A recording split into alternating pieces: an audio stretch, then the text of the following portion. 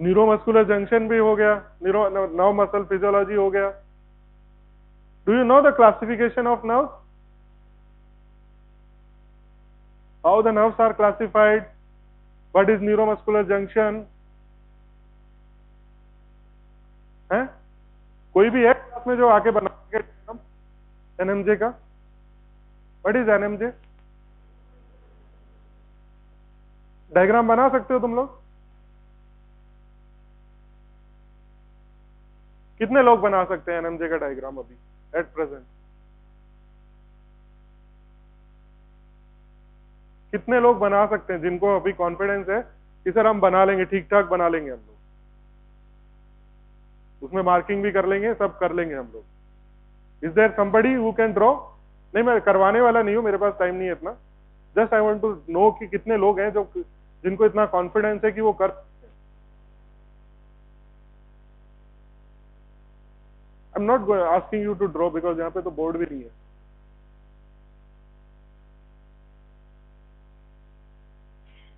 So what it shows?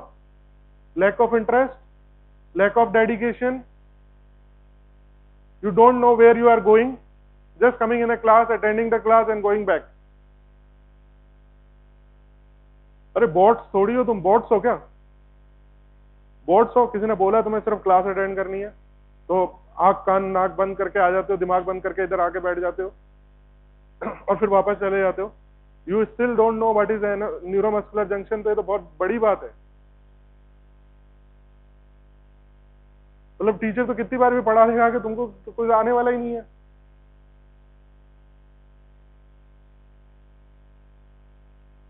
Last lecture, I think sir has taken the last lecture on Friday.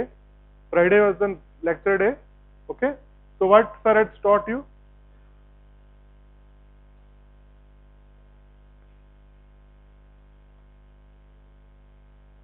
Sympathetic and parasympathetic. पूरा थोड़ी हुआ होगा अभी. It will take 1 or 2 lecture more. So do you have basic idea about what is autonomic nervous system? Huh? Because before starting respiratory system, I should know that you are aware about autonomic nervous system. What is autonomic nervous system? How many parts it have? Yes? 2 parts, sympathetic and. So what is the function of sympathetic? जो branch है उसका क्या function है? No, just we will talk about respiratory system. What will be the effect on respiratory system? Increase the respiration. Okay. And what else it will? No, I am just looking for the respiratory system.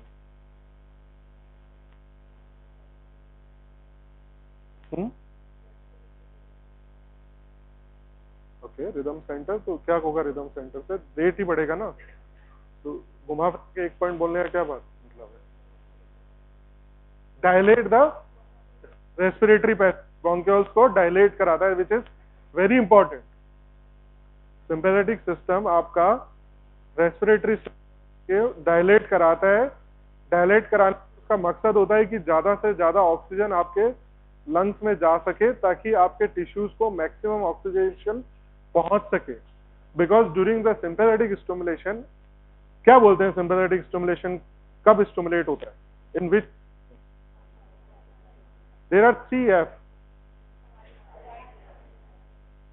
Fight, fear.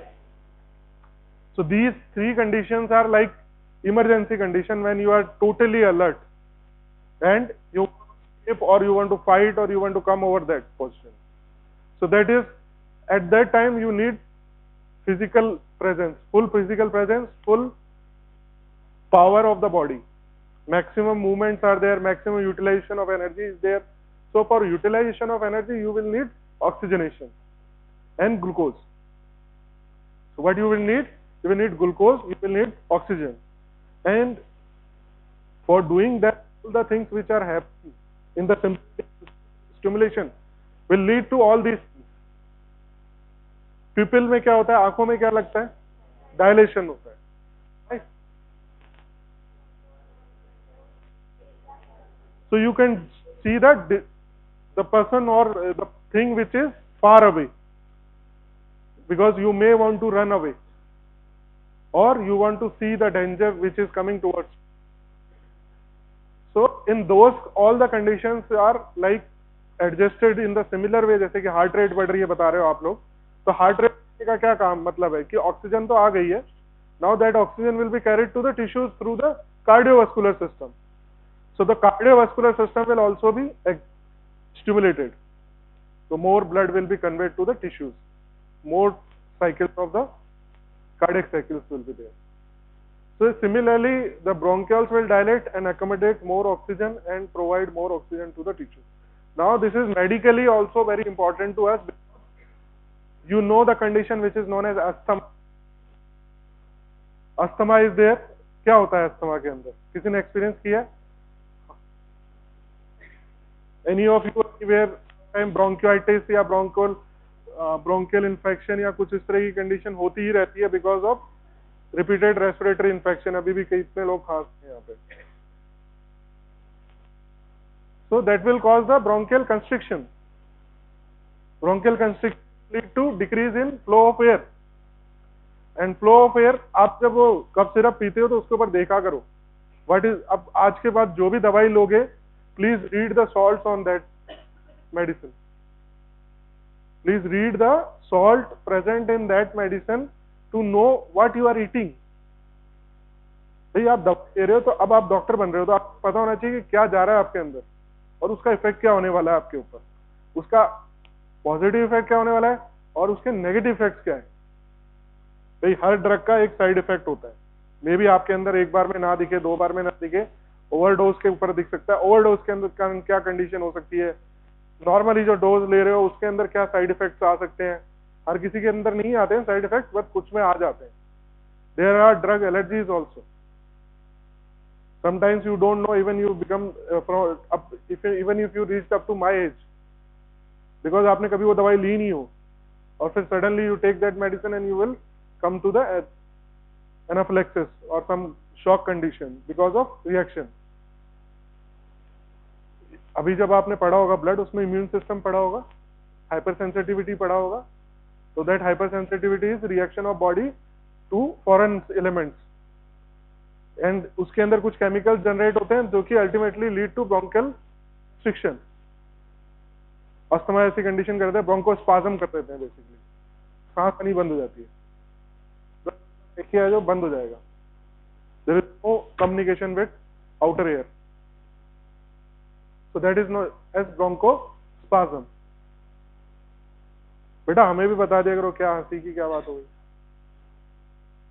कुछ है share करने जैसा है? So that is bronchospasm. इसी तरह से कोई भी और कंडीशन हो सकती है जिसके अंदर आपका इस तरह का हाइपर सेंसिटिव रिएक्शन जनरेट हो सकता है.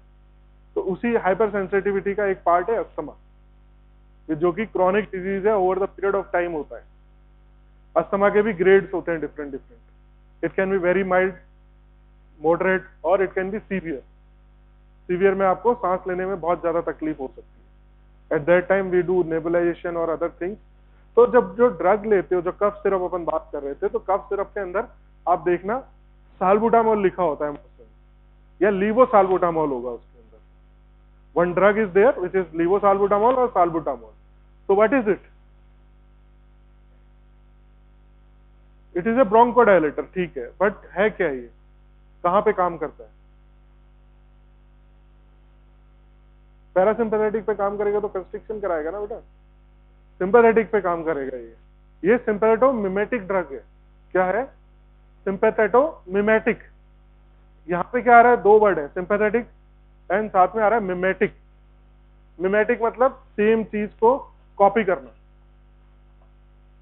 सेम चीज को कॉपी करना मतलब कि it is sympathetic drug which is similar to the action of sympathetic natural hormones which are produced in the body. जैसे कि एड्रेनलिन एंड नॉरएड्रेनलिन आपके बॉडी के अंदर, एपिनेफ्रिन, नॉरएपिनेफ्रिन, जो कि आपकी एड्रेनल ग्लैंड से रिलीज कर रही है, और कुछ अदर साइट्स भी हैं, नर्व एंडिंग्स भी रिलीज करती हैं. तो वही सेम चीज साल्बुटामोल भी करेगा, जो कि अल्फा रिसेप्टर और बीटा रिसेप्टर को स्टिमुलेट करा के ब्रोंको डायलेशन करेगा। रिसेप्टर आ गए क्या? सर ने कराया अभी तक receptor? Alpha receptors, beta receptors, then there is a subdivision of alpha 1, alpha 2, beta 1, beta 2, beta 3. So most probably this is related to beta 1 activity, bronchodilation. So that activity is related to sympathetic function. So आपका ये जो bronchial और नीचे का part है यहाँ पे bronchus, bronchioles, ठीक है, then it is divided into terminal bronchioles.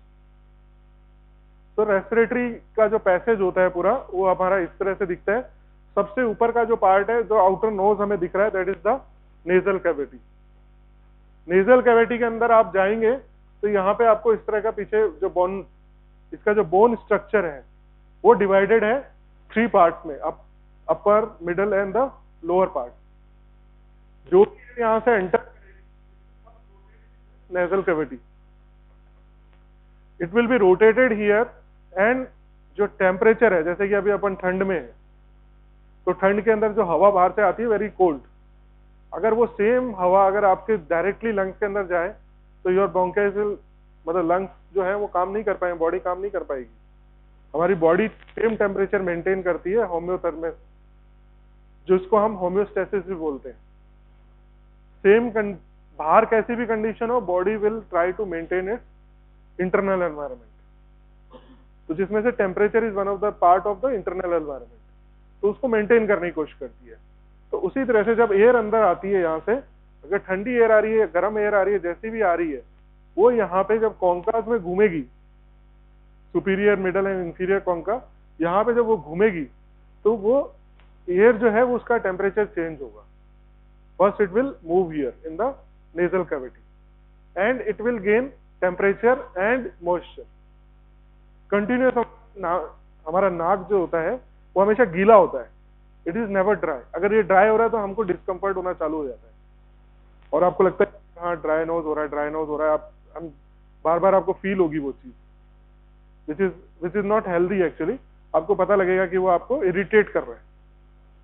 So because of that moisture present, this air which is entering from outside will gain some moisture from the nasal cavity, and also the temperature is also adjusted to the body temperature, then it will move inside directly. अगर वो air जो अभी यहाँ पे है present इस room में, या फिर आप बाहर जा रहे हो और जैसे जैसे टेम्परेचर डिक्रीज होता है तो वो एयर बहुत ज्यादा ठंडी हो जाती है, and it is very dry. अगर वो हम लोग वैसे भी सांस लेते हैं तो हमें पता चलता है उस एयर का कि यार ये एयर ठीक नहीं है, या ये दिक्कत कर रही है.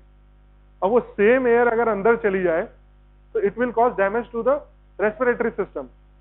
सबसे जो ड्राई एयर का प्रॉब्लम क्या है कि it causes whenever it will go from here to here and then it will reach to the lungs. तो ये पूरे पैसेज के साथ में रगड़ती भी जाएगी. It will cause friction because it is dry, it is not lubricated. Once it get a moisture, it will get lubricated and the movement is very smooth, and there will be reduction in the friction, which will cause smooth movement of the air, and it will reduce or it will not damage the respiratory passage. अगर ये system हमारा काम नहीं करना पड़े तो हमारा respiratory का जो नीचे का पार्ट है वो डैमेज होना शुरू हो जाएगा over the period of time, and it will cause further problem, may be infection, may be inflammation and other things and respiratory problem. तो यहाँ पे कॉन्कास आते हैं, इनका ये काम होता है. Then it will goes to the glottis and larynx part. Larynx हमारा क्या है? It is a vocal box. जो हमारा साउंड बॉक्स है या फिर जो हमारा बोलने के यंत्र है वो हमारे कहाँ पे है? लैरिंग्स के अंदर है. लैरिंग्स के अंदर क्या होती है? वोकल कॉर्ड्स होती है. वोकल कॉर्ड्स का मूवमेंट होता है. दीज आर, ऐसा कुछ नहीं, बहुत कोई सोफिस्टिकेटेड ऑर्गन नहीं है, बट सिंपल मसल्स हैं वहां पे जो कि इस पैसेज को रेगुलेट करती हैं, और उनका कंस्ट्रिक्शन ऐसे दिखेगा आपको. वोकल कॉर्ड का जो ओपनिंग होगा वो इस तरह का दिखेगा मसल्स के कारण. ये बंद होता है और खुल जाता है डिपेंडिंग ऑन द रिक्वायरमेंट. अभी जैसे मैं बोल रहा हूं तो ये वोकल कॉर्ड मूव कर रही होगी वहां पे, and accordingly it is sending air outside to generate the vibration. काम क्या है? Vibration generate. Sound is vibration, compression and decompression. So what larynx is doing? It is either compressing the air or it is relaxing the air. So that will produce the sound waves, और वो sound waves को आप सुन रहे हो. तो vocal cord का काम यही होता है, बार बार यहाँ से मूवमेंट करके it will try to adjust the. So this vocal cord will move and the air is passing. lungs से आप air आ रहे हो, आपको कई बार आपको तेज बोलना है तो आपको पता लगता होगा कि यार हमारी जो रेस्पिरेटरी मसल्स हैं, जो चेस्ट की मसल्स हैं, उनको यूज करना पड़ता है, उन पे थोड़ा जोर लगाना पड़ता है. जोर लगाते हैं तो एयर ज्यादा फोर्स से ऊपर आती है and these are vibrating with the powerful stroke, so that will generate the voice. So that is the function of larynx. में फिर उसके बाद में ट्रैकिया आ जाती है. ट्रैकिया का आपको पता है, it is convert with the she shaped cartilage. पीछे की साइड से खुला है बट आगे की साइड से इट इज हार्ड. तो कभी भी आप अपने यहाँ गले पे हाथ लगाओ, you will feel hard structure. ठीक है, नहीं तो क्या है, ये तो ट्रैकिया तो इससे muscular structure, it should B field like this. Tube मतलब एक पाइप जैसा होता है ना, वैसा फील होना चाहिए, but it is not a pipe, it feels like a hard rod because of presence of C shape of cartilages which will protect the trachea. अभी कभी किसी ने मुक्का मार दिया इधर तो कौन बचाएगा, तो गला तो ऐसे हो जाएगा फिर. So trachea it is protected by C kind of cartilages, and then it will convert into the bronchus, right and left bronchus. Then bronchus will convert into smaller parts which are bronchioles, and it will end into terminal bronchioles. A terminal bronchioles will end into the alveolus or atria, जो कि हमारा main respiratory organ है. Functional unit of respiratory system is alveoli. So is the place where all the exchanges of gases is there. मतलब आपको oxygen देनी है, oxygen carbon dioxide छोड़नी है, तो वो जो सारा एक्सचेंज हो रहा है. अब क्या होता है, ये एल्वोलाई दिख रहा है तुमको, इस तरह का होता है, बैग जैसा स्ट्रक्चर है, कोई शेप नहीं है, राउंड शेप हम मान के चलते हैं, बट इसका कोई शेप नहीं है बेसिकली. ये एक मेम्ब्रेन है. ठीक है, ये एक मेम्ब्रेन है जो कि फोल्डेड है इस तरह से. अब ये क्या होगा, ये मेम्ब्रेन ऐसी है जैसे अपन चाय के अंदर जैसे पानी, गर्म पानी लेके चाय की पत्ती डबोते हैं ना, इस तरह से ये टी बैग, उस तरह से ये ब्लड में डूबा रहता है. क्या रहता है, ब्लड के अंदर डूबा रहता है पूरे टाइम. अब ब्लड के अंदर डूबे रहने से फायदा क्या होता है कि जो भी चीज ब्लड के अंदर आ रही है वो बड़े इजीली एक्सचेंज हो जाती है. And this is very thin membrane structure, single membrane structure, single layer of membrane रहती है, जिस कारण से जो ट्रांसपोर्ट होता है गैसेस का. And one thing please remember, gases are, क्या हुआ बेटा, उधर क्या देख रहा है, क्या उधर क्या देख रहा है. Gases are fat soluble. Gases are fat soluble. They can transport from one side of membrane to other side of membrane without needing any kind of channel or transport mechanism. It is occurring due to simple diffusion. पढ़ लिया ना तुमने, transport across the membrane, तो वहां पे तुमने passive active बहुत कुछ पढ़ा होगा.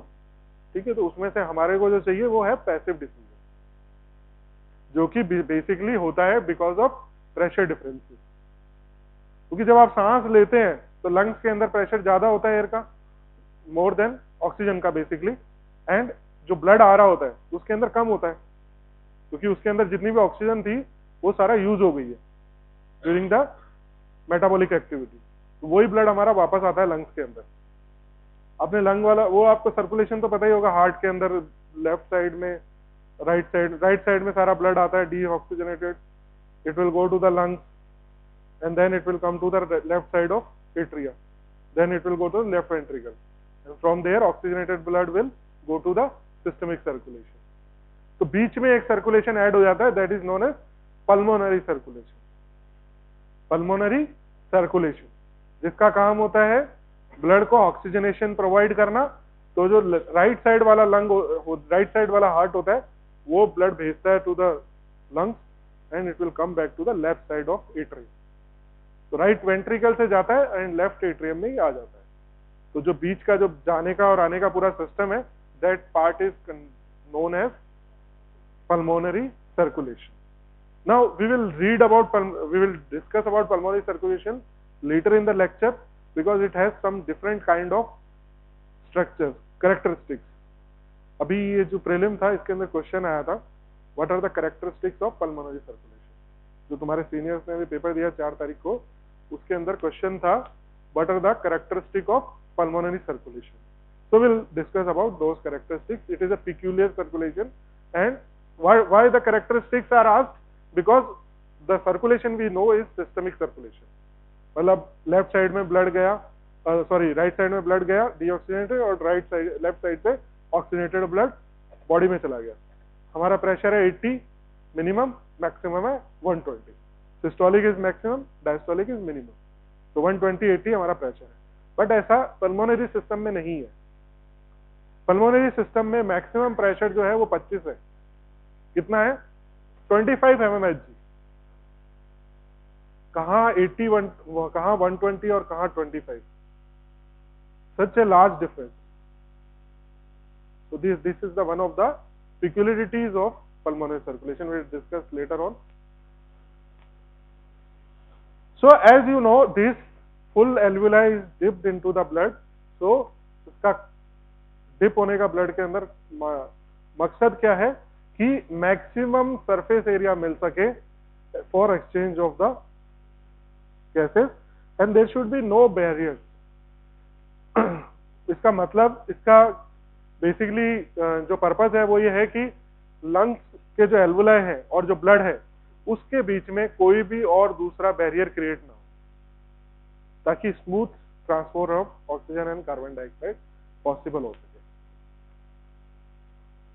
सो लिविंग ऑर्गेनिज्म को ये CO2 O2 चाहिए होती है, ये सब तो नहीं पढ़ना। So primary function of respiratory system is exchange of O2 CO2 between the body and environment.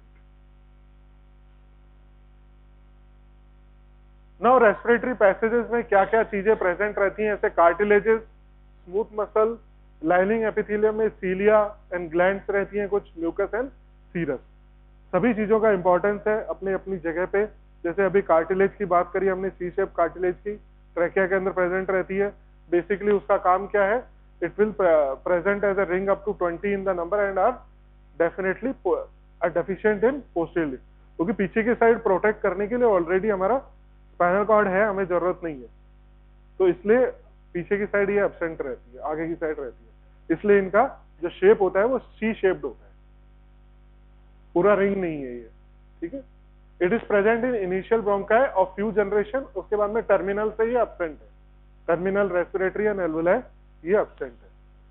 तो अब ये बात एक जरूरी है ध्यान रखने की कि जो सारे ब्रोंकाई हैं, पूरा रेस्पिरेटरी पैसेज है, उस पूरे रेस्पिरेटरी पैसेज में ऑक्सीजन और कार्बन डाइऑक्साइड का एक्सचेंज या गैसेस एक्सचेंज नहीं होता है, नहीं होता है। सिर्फ रेस्पिरेटरी पार्ट ऑफ ब्रोंकाई, वहां पे आपका जो गैसेस एक्सचेंज है वो पॉसिबल है। बाकी का पार्ट सिंपल पाइप की तरह काम कर रहा है, जो कि एक एयर को एक जगह से दूसरी जगह लेके जा रहा है, उसका एक्सचेंज के अंदर कोई रोल नहीं है। जिसमें हमारा ट्रैकियल पार्ट जिसमें कार्टिलेज रहती है वो नॉन रेस्पिरेटरी है। देन स्मूथ मसल रहती हैं, जिसके कारण से हमें जो स्पाज्म होता है, जो अस्थमा होता है, जिसको हमें डायलेट करना है, जो हम बोल रहे हैं ना ब्रोंकस को डायलेट करना is a function of sympathetic system. तो ये डायलेट होती कैसे? Because there are muscles. भाई ये कोई पाइप को अगर आप ऐसे तुम सिंपैथेटिक हार्मोन दे दो या पैरासिम्पैथेटिक हार्मोन दे दो, उसको कोई फर्क नहीं पड़ने वाला, ठीक है। इट्स ए स्ट्रक्चर, उसके अंदर वो स्ट्रक्चर चेंज नहीं हो सकता। बट वहां पे जब मसल्स एंड हो जाती है तो मसल्स क्या करती है? कॉन्ट्रैक्ट करती है और रिलैक्स करती है। आप किसी बोनी पार्ट को सिंपैथेटिक पैरासिम्पैथेटिक स्टिमुलेशन दे रहे हो, उसको कोई फर्क नहीं पड़ेगा। किसी कार्टिलेजिनस पार्ट को, किसी भी मेम्ब्रेन पार्ट को आप ये सब देते रहो तो उसके अंदर कोई फर्क नहीं पड़ने वाला, उसकी शेप चेंज नहीं होने वाली उससे। बट जब वहां पे स्मूथ मसल्स आ जाती है तो स्मूथ मसल्स आर स्टिमुलेटेड और non stimulated by the sympathetic system. तो उस कंडीशन में smooth muscle will cause, they are present in the trachea, थोड़ा सा होती है, इनिशियल ब्रोंकाई में रहती है, largest in amount in the terminal bronchioles, respiratory bronchioles में मोर अमाउंट, एंड यहाँ पे एल्वुलाई में ये नहीं रहती। तो आप देख सकते हो कि जो स्मूथ मसल है वो लोअर पार्ट में प्रेजेंट है, इसीलिए जब भी हमें स्पाज्म फील होता है तो वो कभी भी हमें ट्रैकिया के अंदर नहीं लगता है, वो नीचे के ब्रोंकियोल जो रेस्पिरेटरी पार्ट है, इसीलिए ये प्रॉब्लम क्रिएट करता है, क्योंकि ये रेस्पिरेटरी पार्ट को ऑब्स्ट्रक्ट कर रहा है. Lining of epithelium, then there are two types of lining, cilia and mucous gland. Glands और सीरियस ये क्या करते हैं, बेसिकली सिक्रीशन भी निकालते रहते हैं, जिसके कारण से एक जो फ्लो होता है वो लुब्रिकेट होता रहता है. सेकेंडली, बाहर से कोई भी मटेरियल आ जाता है, जैसे बहुत छोटे छोटे पार्टिकल्स होते हैं, ठीक है. We are like right now we are having a problem of smoke. Fog होता है, फॉग के साथ में स्मोक होता है. स्मोक के कारण से अगर स्मोक बहुत ज्यादा है एयर के अंदर, 10 पार्टिकल्स हैं, बैक्टीरियाज है, वायरसेस हैं, जो भी है पार्टिकल, जो भी हम एयर ब्रीथ कर रहे हैं उसके अंदर there can be many things. तो उन चीजों को फिल्टर आउट करने के लिए ये जो म्यूकस प्रेजेंट रहता है, ये उसको कैच करके उसको एक्सक्रीट आउट कर देगा, उसको अंदर तक नहीं जाने देगा लंग्स के डेफिनेट पार्ट में जहां पे वो डैमेज कर सके. तो प्रोटेक्टिव रोल रहता है बेसिकली इनका ग्लैंड्स के सिक्रेशन का. साथ साथ में they also causes lubrication of the air. And cilias क्या करते हैं, it is again a protective organ. Cilia का काम क्या होता है, अब जो ये सिक्रीशन हो रहा है, यस हाँ बताओ क्या होता है सीलिया का फंक्शन, बताओ कौन बता रहा है. हाँ बेटा, सरफेस एरिया, जीआईटी में होता है surface area. Yes good. It causes upward flow. Back side तो नहीं बोलेंगे इसको, क्योंकि इट कॉजेज अपवर्ड फ्लो. ठीक है. कोई भी ये जो अपने सिक्रीशंस हो रहे हैं, म्यूकस एंड सीरस सिक्रीशन, ये नीचे लंग की साइड नहीं जाते कभी भी.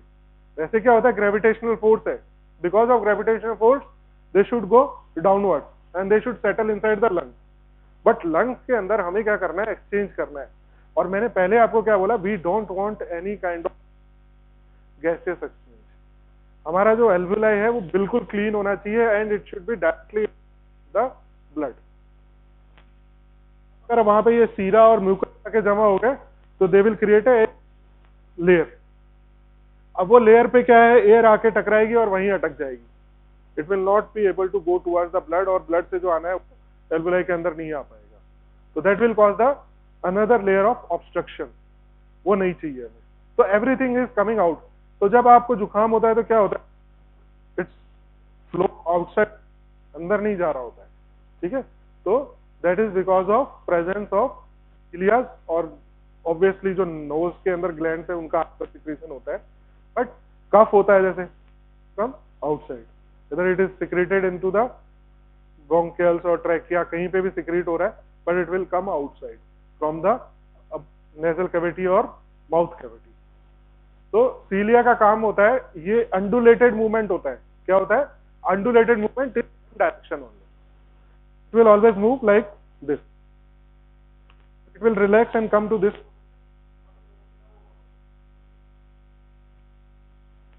तो ये होगा, बाहर आएगा. तो सारे सिक्रीशंस नीचे से ऊपर की साइड आते हैं. तो जो भी चीज इन्होंने ट्रैप करी, जैसे कि कोई डस्ट इन्होंने ट्रैप करी, स्मोक ट्रैप करा, कोई वायरस या बैक्टीरिया ट्रैप करा, तो वो उसको वापस से ऊपर करके पैसेज को क्लियर रख, रेस्पिरेटरी पैसेज को क्लियर रखते हैं, प्रोटेक्ट करते हैं. तो they are present in trachea, also present in initial bronchi, present in the terminal bronchi, respiratory bronchi, but absent in alveoli, क्योंकि एल्वुलाई में इनका कोई काम नहीं है. इसी तरह से ये प्रेजेंट है, जो आपके म्यूकस ग्लैंड्स है, ये इनिशियल जनरेशन तक प्रेजेंट है. टर्मिनल ब्रोंकियोल के बाद में रेस्पिरेटरी पार्ट जहां पे शुरू हो जाता है वहां पे ये एब्सेंट हो जाता है. Now these are the generations of respiratory tract. हर रेस्पिरेटरी ट्रैक्ट को हमने जनरेशन, डिविजन है हमारे पास 0 to 24. 24th division is for the alveoli. ठीक है. रेस्पिरेटरी पूरे सिस्टम को हमने अलग अलग डिवीजन में डिवाइड कर रखा है. So this division starts right from the trachea and up to the alveoli. अब इसको दो पार्ट में, आप बड़े मोटे मोटे दो पार्ट में डिवाइड कर सकते हो, कंडक्टिंग एंड एक्सचेंज. तो अप टू 11 सेगमेंट, इनको हम बोलते हैं सेगमेंट, रेस्पिरेटरी सेगमेंट. ठीक है. तो up to 11 segment there is no exchange of gases. So that part is known as conducting system. जहां तक हमारे ब्रोंकियोल्स चालू, ये जो ब्रोंकियोल्स है वो चालू होते हैं वहां तक.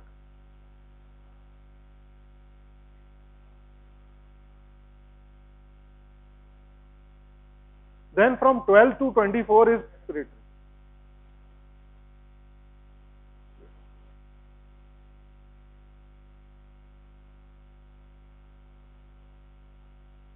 और अगर आप क्रॉस सेक्शन एरिया देखोगे तो क्रॉस सेक्शन एरिया यहां से धीरे धीरे धीरे धीरे धीरे धीरे आप देखोगे तो it will be increasing.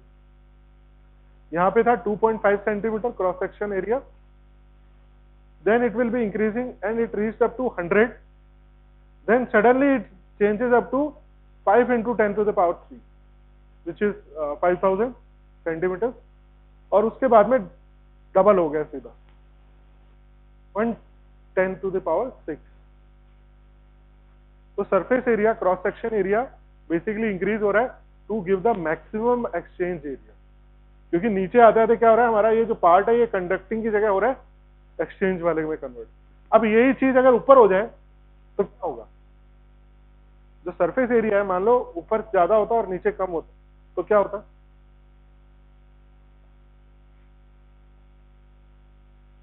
Definitely there will be less exchange of gases because नीचे का एरिया कम हो गया. Obviously it is. तो ऊपर क्या होता, ऊपर इतना ज्यादा एरिया इंक्रीज हो जाता तो एयर तो पहुंच ही नहीं पाती. एक्सचेंज तो तब कराओगे ना जब लंग्स तक पहुंचेगी, जहां पे एक्सचेंज होना है वहां तक पहुंचेगी तब ना. वो तो भूल भुलैया बन के ऊपर ही घूमती रहती. तुम ये सोचो इतना part 1 to the power 10 to the power 6 centimetre, सोच के देखो एक बार, सेंटीमीटर इतना लंबा पार्ट हो गया. It is not practical. That's why ऊपर जो है वो 2.5 रखा जाता है, धीरे धीरे इंक्रीज करा जाता है and finally at alveolar level it is very high. ऐसा बोलते हैं कि एक पूरा जो फुटबॉल का ग्राउंड होता है, अगर हम सारे एल्वुलाइज को दोनों लंग्स के बिछा दें तो एक फुटबॉल ग्राउंड जितना एरिया ये बनेगा. इतना बड़ा, इतना हमारा एक्सचेंज एरिया है for oxygen and carbon dioxide. तो alveoli are 300 million air sacs होते हैं और इनका काम होता है लार्ज सरफेस एरिया प्रोवाइड करना. Each alveolus is 1 cell layer thick. एक ही सेल लेयर होता है इनके अंदर. That is because they want to exchange the gases with the blood. क्योंकि यहाँ पे अपनी एयर आएगी एंड चारों तरफ आप देख लो आरबीसी घूम रहे हैं. ठीक है, ये आरबीसी क्या करेंगे, यहाँ से जो भी एयर आएगी उसको ट्रैप करेंगे. उसमें हीमोग्लोबिन है, हीमोग्लोबिन ऑक्सीजन को पकड़ेगा और लेके जाएगा. और उसी तरह से प्लाज्मा है उसके अंदर कार्बन डाइऑक्साइड डिसॉल्व रहती है.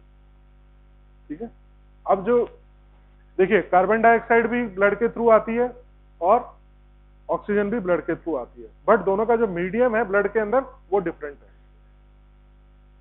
आरबीसी जो होते हैं वो they are main exchanger of carrier of oxygen, और कार्बन डाइऑक्साइड का जो मेन कैरियर होता है वो होता है प्लाज्मा. वो आरबीसी के ऊपर डिपेंडेंट नहीं है इतना ज्यादा.